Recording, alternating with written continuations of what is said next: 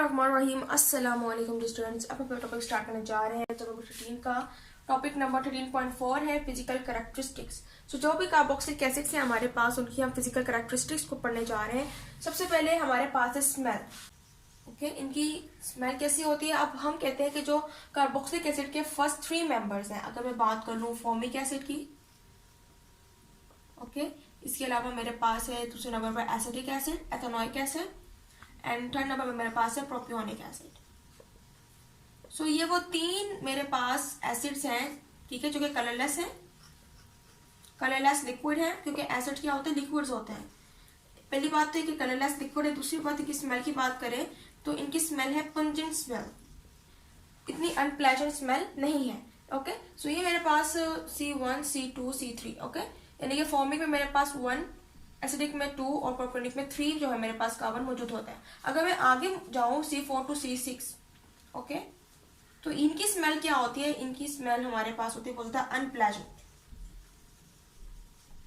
Okay, कोई सड़ी हुई और अजीब सी रोटेंट इनकी स्मेल होती है, और ये भी कलरलेस लिक्विड होते हैं। जस्ट फर्स्ट 3 मेंबर्स जो हैं which is formic, acidic and propionic, इनकी जो स्मेल है वो पंजेंट होती है। बाकी सारे जो है उनकी स्मेल क्या होती है, अनप्लेजेंट होती है। दूसरे नंबर पे हम बात कर लेते हैं सोल्यूबिलिटी, कि कितने सोल्यूबल है ये। हम कहते जो फर्स्ट 4 मेंबर्स हैं, जैसे फॉर्मिक है, एसिडिक है, प्रोपियोनिक है, इसके अलावा 4 पर मेरे पास ब्यूट्रिक है, ब्यूट्रिक एसिड। सो ये चारों क्या है, ये चारों सोल्यूबल हैं, इनकी सोल्यूबिलिटी लेवल ज्यादा है। ओके, लेकिन हम कहते हैं जैसे हम नीचे जाते जाते हैं कार्बन नंबर इंक्रीज होते जाते हैं। ब्यूट्रिक से आप नीचे जाएंगे तो आपके पास पेंटानोइक एसिड है वो क्या होगा, सोल्यूबल नहीं होगा, क्योंकि उसके कार्बन नंबर ज्यादा होगा। क्योंकि जैसे ही आप नीचे जाते जाएंगे कार्बन नंबर इंक्रीज हो जाएंगे। जैसे आप फॉर्मिक की बात करते हैं तो फॉर्मिक में आपके पास सिंगल कार्बन मौजूद होता है। ओके, ये आपके पास सिंगल कार्बन है। एसिडिक में आपके पास ये एक कार्बन, ये दूसरी कार्बन आ गई।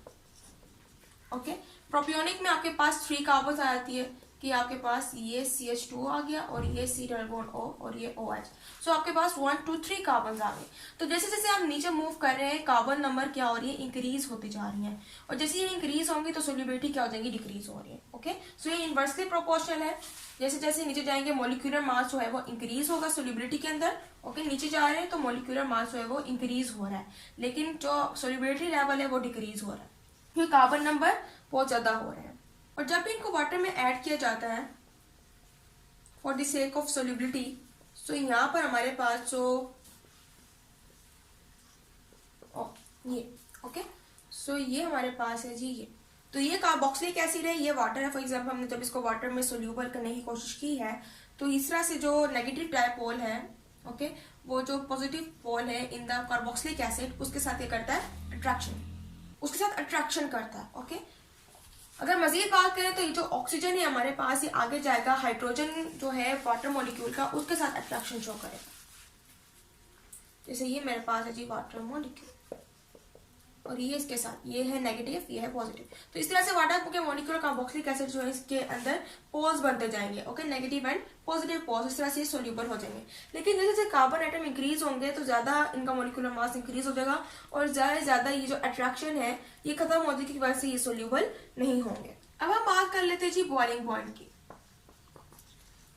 अब हमने सोल्यूबिलिटी की बात की थी, ये क्या हो रही थी, हमारे पास डिक्रीज हो रही थी जैसे जैसे जो मोलिकुलर मास है वो इंक्रीज हो रहा है। लेकिन बॉइलिंग पॉइंट में क्या होता है, जैसे जैसे मोलिकुलर मास है वो इंक्रीज हो रहा है, बॉइलिंग पॉइंट भी क्या हो जाता है, इंक्रीज हो जाता है। अब ये क्यों हो रहा है, क्योंकि जो कार्बोक्सिलिक एसिड्स हैं उनके अंदर इंटरमोलिक्यूलर हाइड्रोजन बॉन्डिंग्स मौजूद होती है। अभी किस तरह से शो होती है, जैसे ये मेरे पास है जी, एक कार्बोक्सिलिक ग्रुप है, ओके, और यहाँ पर मेरे पास दूसरा,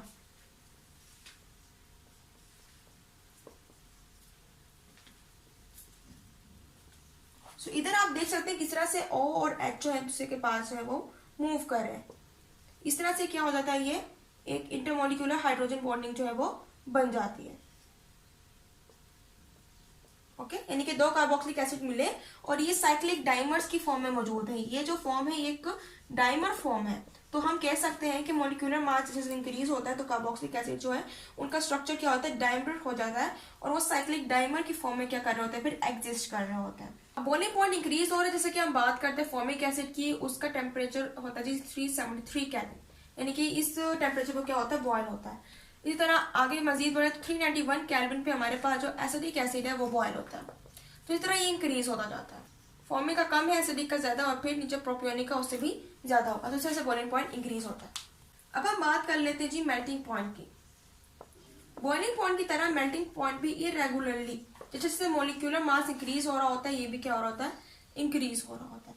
सो हम कहते हैं कि मेल्टिंग पॉइंट जो है ज्यादातर देखा गया है कि जो carboxylic acids odd number of carbon के साथ है, फॉर एग्जाम्पल जिन कार्बोक्सिलिक एसिड के अंदर 2 या फिर 4, 6 इस तरह से इवन नंबर जो है कार्बन के इतनी अमाउंट मौजूद है, सो इनका जो मेल्टिंग पॉइंट है वो कम है। लेकिन जब हमने ऑड नंबर को देखा 3, 5, 7, 9, सो जो कार्बोक्सिलिक एसिड जिनके अंदर ये वाले नंबर मौजूद है, जैसे 3 कार्बन जो है वो मौजूद होते हैं प्रोपियोनिक में, 5 पेंटोइक में, ओके 7 जो है वो हेप्टोइक में, तो ये सारे जो थे इनका मेल्टिंग पॉइंट इनके मुकाबले में ज्यादा था। 3 कार्बन एटम जिनके अंदर मौजूद है उनका टेम्परेचर होता है -22 डिग्री सेंटीग्रेड, जबकि जो नंबर 4 पर है उनका हमारे पास है -6 डिग्री सेंटीग्रेड, जबकि जो नंबर 5 पे है उनका है -36 डिग्री सेंटीग्रेड। ओके, मीन्स के अगर मैं इसको ड्रॉ करके देखूं कि मेरे पास जो 3 कार्बन वाली चीज है वो है प्रोपियोनिक COOH, इसमें 3 कार्बन मौजूद है, सो ये मेरे पास है प्रोपियोनिक एसिड। ओके, इसमें 3 कार्बन जो है वो एग्जिस्ट कर रहे हैं।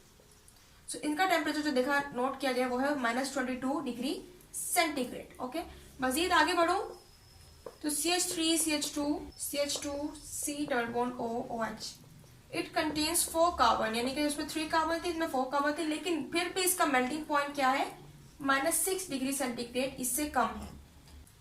इस तरह 5 कार्बन वाले की बात करते हैं, जिसके अंदर 5 कार्बन एग्जिस्ट कर रही हैं,